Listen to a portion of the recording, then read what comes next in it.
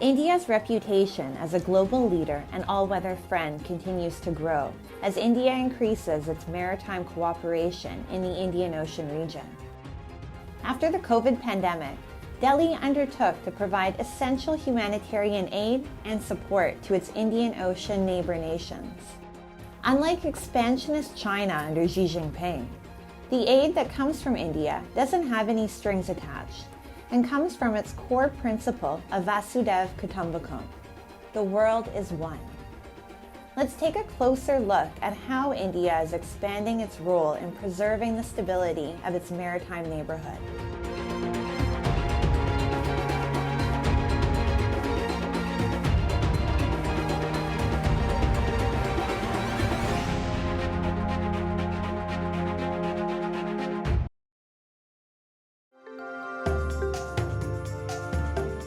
India officially launched Mission Sagar on May 10, 2020, a COVID-19 relief mission with an aim to assist Indian Ocean nations. Mission Sagar was launched to provide rescue, medical care, and relief. And the Indian Navy deployed ships to several maritime nations, including the Maldives, Mauritius, Madagascar, Comoros, and Seychelles. Over the last 10 years, India has placed a greater emphasis on maritime issues in their foreign policy.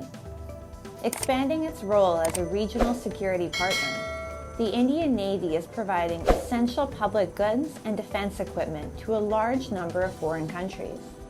New Delhi, under the leadership of Prime Minister Narendra Modi, has stated unequivocally that the Indian Ocean region is a priority for India.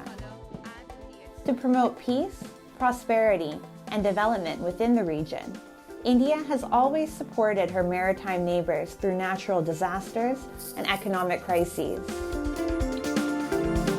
India's External Affairs Minister, Dr. S. Jaishankar, recently visited Sri Lanka, where he reiterated New Delhi's commitment to helping Colombo while finalizing plans on debt restructuring.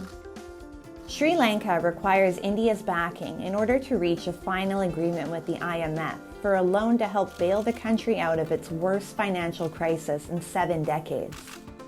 India has told the IMF that it strongly supports Sri Lanka's debt restructuring plan, with Colombo owing around $1 billion to its nearest neighbor. We felt strongly that Sri Lanka's creditors must take proactive steps to facilitate its recovery. India decided not to wait on others, but to do what we believe is right. We extended financing assurances to the IMF to clear the way for Sri Lanka to move forward. An analysis by the Sri Lankan think tank, Verite Research, has found that in 2022, India overtook China to become Colombo's top bilateral lender. New Delhi has also extended its support to another neighboring country, the Maldives, in addressing its economic challenges. Jaishankar also recently joined Maldivian President Soli at the groundbreaking ceremony for the Hani Madhu International Airport project in the island country. This is the second largest infrastructure project that India has undertaken in the Maldives in recent months, following the 500 million Greater Malay Connectivity Project, which connects the Maldives capital, Malé, to 3 neighboring islands, with a 6.74-kilometer bridge and causeway over the sea. The Greater Malay Connectivity Project is a very ambitious project, but a very important one that can help the Maldivian economy a lot, because half of the Maldivian population will get connected by this project. It's a 500 million around USD project. 100 million is been given from India as a grant and 400 million in the line of credit. Apart from extending financial assistance and support, New Delhi's maritime strategy aims to preserve stability in the Indian Ocean region. In furtherance of this objective, India has provided support for improved maritime domain awareness to countries like Bangladesh and Myanmar. By enhancing security partnerships with these countries, India will be more successfully able to establish good order at sea.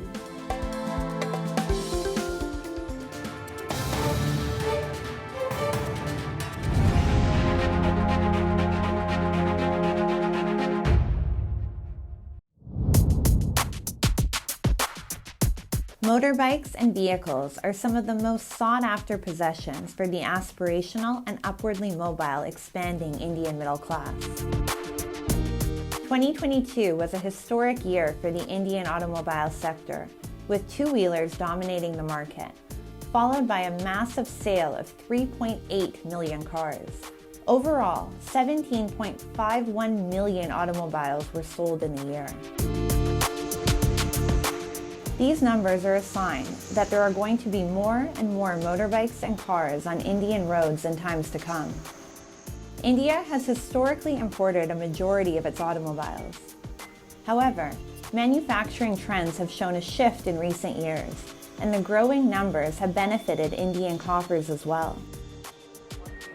India has become one of the most sought-after markets for manufacturing of automotive parts in the world, owing to its location and inexpensive labor costs. From literally manufacturing the smallest cogs in the wheel to the most essential car components, India is meeting the needs and demands of both domestic and global consumers.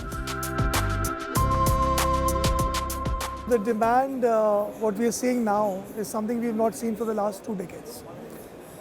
Personally, I feel this is the golden era for Indian automotive component industry. Macro indicators are extremely positive as far as the domestic demand is concerned. India's manufacturing industry is not just limited to one segment, but covers the entire range of automobiles, from motorcycles to heavy vehicles. The most premier of automobile brands throughout the world have landed in India to source auto parts. As a result of this remarkable rise in the demand of Indian-made automotive parts, the Indian export market alone is poised to touch $30 billion USD by financial year 2026. As per the government's Department for Promotion of Industry and Internal Trade, the Indian automotive component manufacturing industry drew foreign direct investments worth $33.54 billion USD between April of 2000 and June of 2022. The numbers are expected to grow sharply in coming years, with several efforts being made to multiply the industrial outputs. Everybody has clearly realized the issue that we need to be sustainable at the fastest. There's a strong push from the government. There's a strong push being Atmanirbhar, which is an excellent initiative, whereby it forces all of us to look inside to see that how can we localize not only the components, but we are talking of localizing the design, the development, the machinery. So what we call in auto terms deep localization. The Indian government has taken many proactive steps to ensure that the Indian automotive industry does not hit any roadblocks going forward. The government has already paved the way for global players to enter the market with 100% foreign direct investment allowed under the automatic route for the auto component sector. Additionally, the government's production-linked incentive scheme, which has already garnered praise across the board, along with consistent efforts being made to ease business in India, are set to deliver massive dividends. It is expected that India will receive a capital expenditure of around 9.5 billion USD in the next 5 years. Observers predict that Indian automotive component production will not only become one of the largest in the world, but will also be one of the sectors that will play a major role in the country's gross domestic product. This is just one of the many success stories India is scripting simultaneously. A macro view of the Indian economy shows how all cards are stacking up in favor of Brand India. Indian leaders are also ensuring that Brand India not only lives up to the expectation of "this is India's decade," but also paves a path that will ensure India becomes a developed country by 2047.